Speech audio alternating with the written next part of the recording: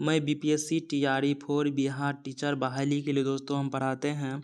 और साइंस का निचोड़ दोस्तों ये प्रश्न है कक्षा 9 के बुक का है दोस्तों।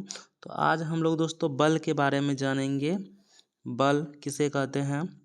तो पढ़ते हैं दोस्तों। खींचना क्या है? हम जो दोस्तों किसी भी वस्तु को खींचेंगे किसका प्रयोग करेंगे? बल का प्रयोग करेंगे, शक्ति का प्रयोग करेंगे। धकेलना, जैसे किसी भी वस्तु को हम धकेलेंगे तो किसका प्रयोग करेंगे? बल का प्रयोग करेंगे, ऊर्जा का प्रयोग करेंगे। ठोकर लगाना, दोस्तों हम किसी भी पत्थर पर पैर से ठोकर मारते हैं ना, तो किसके माध्यम से ठोकर मार लगाते हैं? तो बल के माध्यम से। तो बल के बारे में आप लोग दोस्तों जान गए होंगे। बल से कुछ वस्तु के आकार और आकृति में कुछ समय के लिए परिवर्तन किया जा सकता है। जैसे दोस्तों स्प्रिंग है, स्प्रिंग को दोस्तों हम फैलाएंगे तो क्या होगा? उसके आकार में चेंज आ जाएगा, स्प्रिंग बड़े हो जाएंगे। जैसे रबर बेल्ट जो होता है उसको अगर हम लोग खींचेंगे तो क्या होगा? वो बड़े हो जाएंगे, तो उसके आकार और शेप में परिवर्तन आ जाएंगे। ठीक उसी प्रकार दोस्तों ये है गुब्बारा है जिसको बैलून कहते हैं। हम लोग दोस्तों मान लीजिएगा ये दोस्तों बैलून है, ये बैलून है दोस्तों। अगर इसको दोस्तों हम लोग दबाएंगे तो क्या होगा? इसके आकार में चेंज आ जाएगा। ज़्यादा दबाएंगे तो दोस्तों क्या होगा? बैलून फट सकता है। तो दोस्तों कम दबाना है, इसके आकार में चेंज लाना है। तो दोस्तों हम कुछ बल लगा करके कुछ वस्तुओं का आकार चेंज कर सकते हैं। तो इस बात को याद रखिएगा, बल लगाने से क्या होता है? वस्तु के आकार में कुछ वस्तु के आकार में चेंज आ सकता है। तो नेक्स्ट प्रश्न पढ़ते हैं। यहाँ दोस्तों ये बल लिखा हुआ है। बल के दो प्रकार होते हैं, संतुलित बल और असंतुलित बल। ठीक है दोस्तों, मान लीजिएगा दोस्तों यहाँ पे बहुत बड़ा पत्थर है, ये दोस्तों पत्थर है, ठीक है। इसमें मान लीजिए कोई इसमें बल लगाते हैं तो ये पत्थर तो टस से मस नहीं हो पाएगा क्योंकि पत्थर बहुत बड़ा है। तो इसमें दोस्तों हम लोग बल के प्रयोग करते हैं लेकिन फिर भी ये पत्थर टस से मस नहीं होगा। ये वस्तु जो मान लीजिए पत्थर जो है इसका जगह में चेंज नहीं होगा, स्थान में चेंज पत्थर नहीं हो पाएगा। तो दोस्तों इसको बोलते हैं संतुलित बल।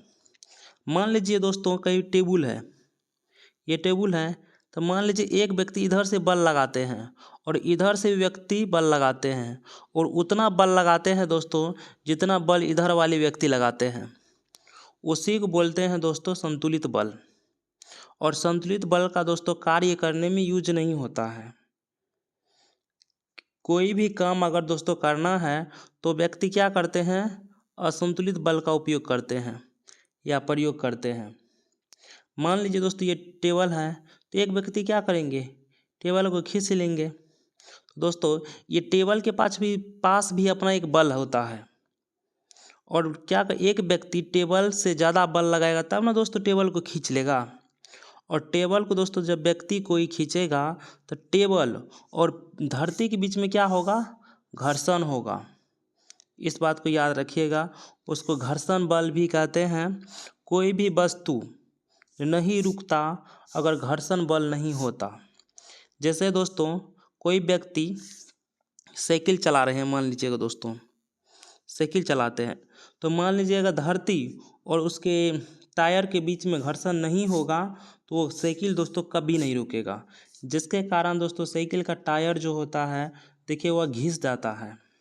अगर एक व्यक्ति बॉल फेंकता है, गेंद, वो बॉल गेंद दोस्तों क्यों रुक जाते हैं?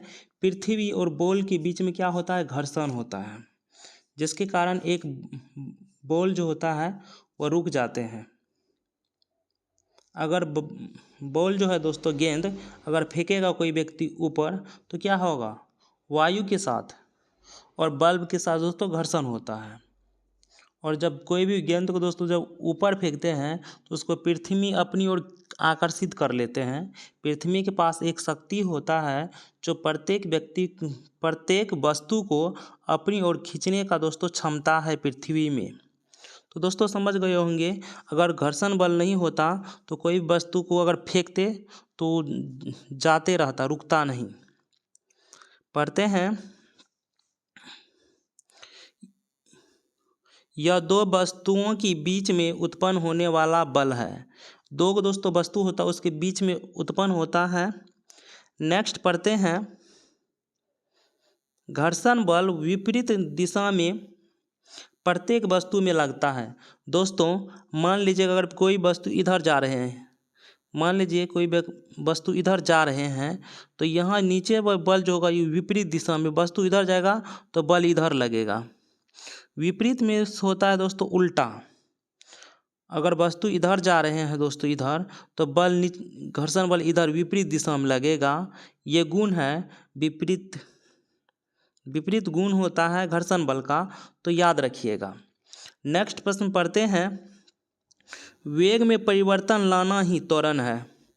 मान लीजिए दोस्तों वेग में परिवर्तन यानी कि उसके स्पीड में चेंज आना ही दोस्तों क्या है, त्वरित है। क्या कहते हैं इसको, त्वरित भी कह सकते हैं, त्वरण भी कह सकते हैं। यहाँ दोस्तों त्वरित लिखा हुआ, इनको याद रखिएगा। वेग में परिवर्तन लाना ही त्वरित है, त्वरण है। यहाँ पे दोस्तों सभी को समझ गए होंगे। नेक्स्ट देखते हैं प्रश्न। ये प्रश्न है दोस्तों, गति का खोज गैलीलियो ने किया। ये बात सही है, गति के बारे में सबसे पहले गैलीलियो ही बताए लोग सबको, गैलीलियो ने। नेक्स्ट, गति के नियम को आगे बढ़ाया। गति के 3 नियम जो है दोस्तों किसने दिए हैं, न्यूटन जी दिए हैं। न्यूटन को आप लोग दोस्तों याद रखिएगा, गति के 3 नियम दिए हैं। नेक्स्ट प्रश्न है, जड़त्व किसे कहते हैं। इनको समझने का प्रयत्न कीजिए आप लोग। किसी वस्तु के विराम अवस्था में रहने या समान वेग से गति करने की प्रकृति होती है। प्रत्येक व्यक्ति के पास अपना एक गुण होता है। स्थिर में कोई वस्तु है, कोई वस्तु क्या है, गति में है। प्रत्येक व्यक्ति के पास अपना एक गुण होता है। जैसे मानव के भी पास अपना एक गुण है। अगर मानव को भोजन, खाना पीना, रहना अगर आसानी से अगर मिल जाएगा, तो मानव जो क्या होगा, काम करने के लिए नहीं चाहते हैं, क्योंकि उसको जब खुद अपनी मिल रहा है सब कुछ, तो क्यों काम करना भला हुआ चाहेंगे। ठीक उसी प्रकार प्रत्येक व्यक्ति में एक वस्तु में एक गुण होता है, वही गुण को क्या कहते हैं, जड़त्व कहते हैं।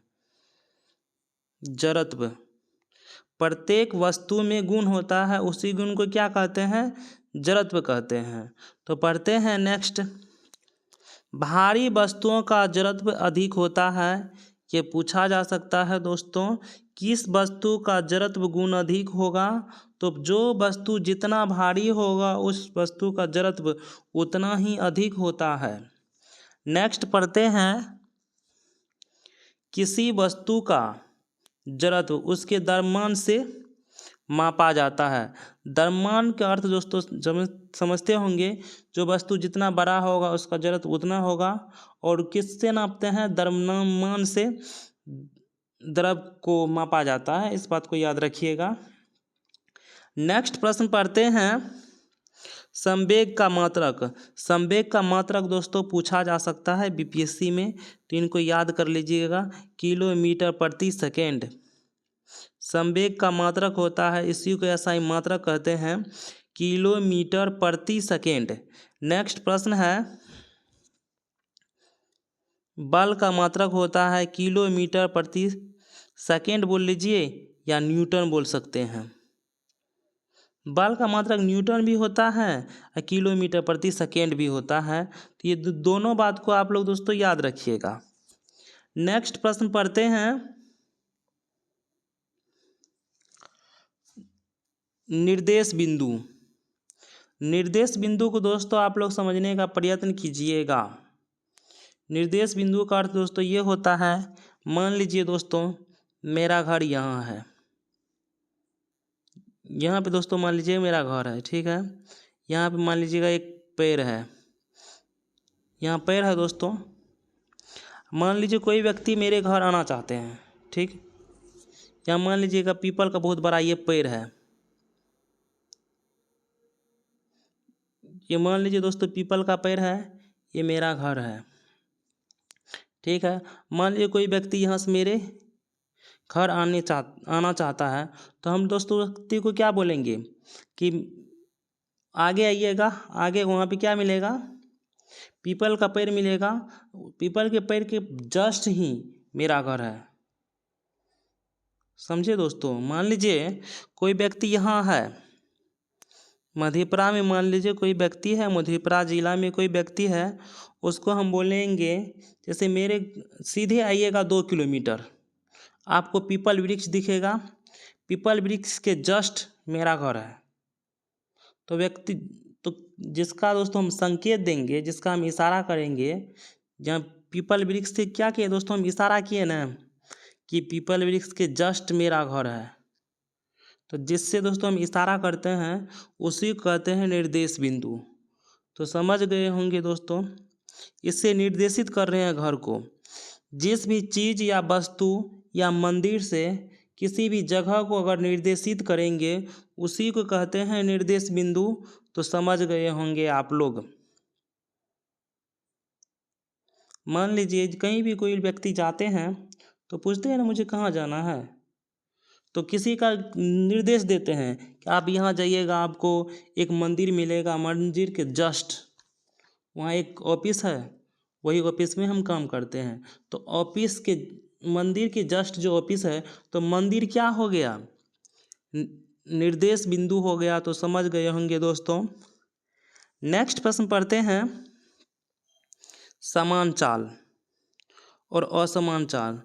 कहने से ही दोस्तों पता चल रहा है, समान चाल का अर्थ ये होता है कि मान लीजिए दोस्तों ये रास्ता है, ये रास्ता है दोस्तों, मान लीजिए ये रास्ता कितने का है, 6 किलोमीटर का दोस्तों ये रास्ता है, 6 किलोमीटर का दोस्तों ये रास्ता है। यहाँ से यहाँ तक अगर कोई व्यक्ति जाते हैं इस रास्ता पर, यानी कि 20 के स्पीड से कोई व्यक्ति, ये रास्ता है 6 किलोमीटर का और 20 के स्पीड से दोस्तों ये रास्ता को पूरा पार कर लेते हैं। ये रास्ता की लंबाई 6 किलोमीटर और दोस्तों ये 20 के स्पीड से रास्ता को पार कर लेते हैं। तो इसी को दोस्तों हम बोलते हैं समान चाल। अगर वही व्यक्ति, कोई व्यक्ति है, ये 6 किलोमीटर का रास्ता है, तो यहाँ जाते हैं 10 के स्पीड से, यहाँ जाते हैं 15 के स्पीड से, यहाँ जाते हैं 20 के स्पीड से। जब अलग अलग चाल में गाड़ी चलाएगा कोई भी व्यक्ति, तो उसी को कहते हैं असमान चाल। तो दोस्तों समझ गए होंगे इसको। ठीक उसी प्रकार पढ़ते हैं, जैसे औसत का सूत्र है। अब दोस्तों इसका औसत निकाला जाएगा। औसत का सूत्र ये होता है, तय की गई कुल दूरी, इसमें लिया गया दोस्तों कुल समय, ये दोस्तों लगा करके हम लोग दोस्तों इसका औसत चाल ज्ञात कर सकते हैं। तो इसको दोस्तों आप लोग याद कर लीजिएगा। नेक्स्ट प्रश्न है, औसत वेग। तो आरंभिक वेग प्लस अंतिम वेग बटा 2 लगाकर दोस्तों हम लोग औसत वेग निकाल सकते हैं दोस्तों। ये 2 सूत्र है, दोनों सूत्र को दोस्तों याद कर लीजिएगा। नेक्स्ट प्रश्न पढ़ते हैं, त्वरण किसे कहते हैं। किसी वस्तु की वेग में परिवर्तन की दर को त्वरण कहते हैं। और दोस्तों ये सरल रेखा में होता है त्वरण। त्वरण बराबर दोस्तों ये सूत्र है, पहले सूत्र को समझ लेते हैं। वेग में परिवर्तन बटा लिया गया समय, ये दोस्तों सूत्र को आप लोग याद कर लीजिएगा। नेक्स्ट प्रश्न पढ़ते हैं, त्वरण की मात्रक मीटर प्रति सेकंड होता है। इस बात को दोस्तों याद रखिएगा। त्वरण का जो दोस्तों यहाँ मात्रक है मीटर प्रति सेकंड स्क्वायर होता है। त्वरण का मात्रक मीटर प्रति सेकंड स्क्वायर होता है। इस बात को दोस्तों आप लोग याद कर लीजिएगा, पूछा जा सकता है। त्वरण की मात्रक मीटर प्रति सेकंड होता है, इनको याद कर लीजिएगा। पढ़ते हैं दोस्तों, मान लीजिए यहाँ पर कोई वस्तु गमन कर रहे हैं ये सरल रेखा पर, ठीक है। यहाँ मान लीजिए वस्तु 20 के स्पीड से जा रहे हैं, यहाँ 25 के स्पीड से वस्तु गमन कर रहे हैं, यहाँ 30 के स्पीड से। ये रास्ता की कुल लंबाई है दोस्तों 10 किलोमीटर मान लेते हैं। ये रास्ता की लंबाई दोस्तों 10 किलोमीटर है। तो किसी वस्तु की वेग में परिवर्तन की दर को ही त्वरण कहते हैं। यहाँ 20 की स्पीड चलाते हैं, यहाँ 25 की, यहाँ 30 के। यहाँ देखिए वेग में परिवर्तन हो रहा है ना दोस्तों, इसी को दोस्तों त्वरण कहते हैं। इनको याद रख लीजिएगा। इसका ऐसा ही मात्रक होता है मीटर प्रति सेकेंड स्क्वायर त्वरण का।